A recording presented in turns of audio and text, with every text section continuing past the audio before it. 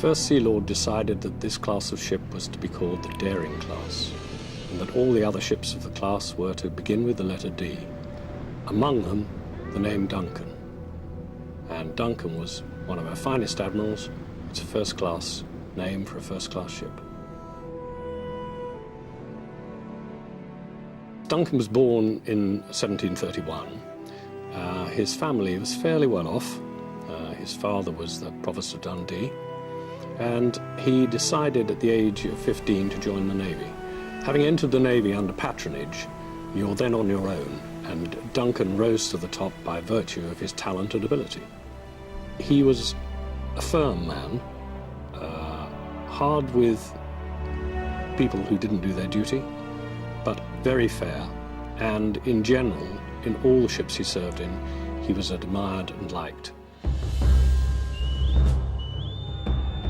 Throughout the 18th century, you have to understand that the nation's main concern was France and sometimes Spain. The Navy at the time was the chief instrument of prosecuting that war against the French and the Spanish in the Caribbean.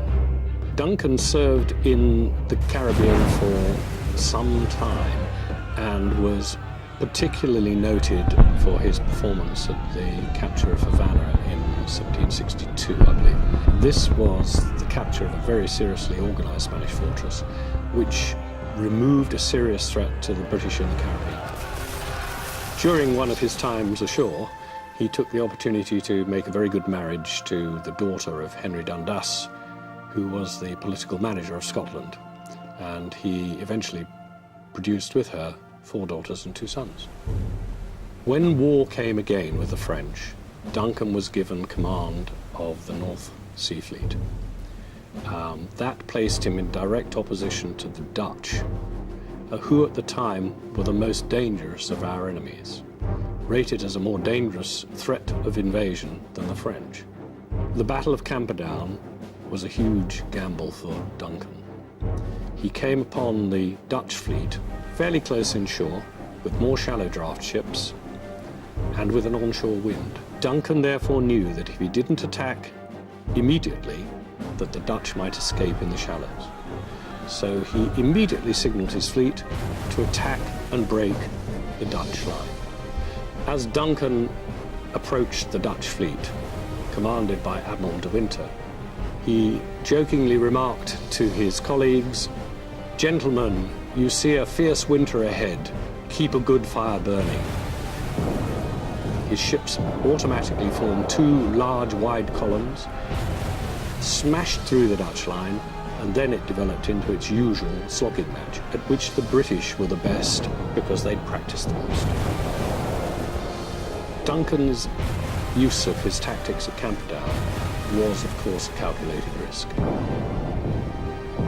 He didn't outnumber the enemy, so he knew that he couldn't afford to lose ships before he came to the main engagement. But he believed, rightly, the qualities, his sailing qualities and his fighting qualities of his ships and his men were good enough to overcome even the Dutch. And as it happens, they were. Duncan's victory at Camperdown removes the Dutch as a threat of invasion and also as a possible opponent at sea. Duncan is rewarded after the battle by a grateful nation. He receives a viscountcy, subsequently upgraded to an earldom for his son, and a substantial pension, which would equate to £300,000 or £400,000 a year in today's money. He also received many gifts, including a very large gold medal.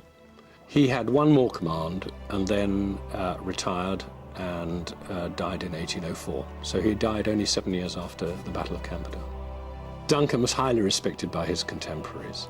It's reputed that Nelson kept a miniature of Duncan in his cabin in Victory, and after the Battle of Camperdown, Nelson wrote to him and said that for his victory, Duncan would always be remembered by the Navy.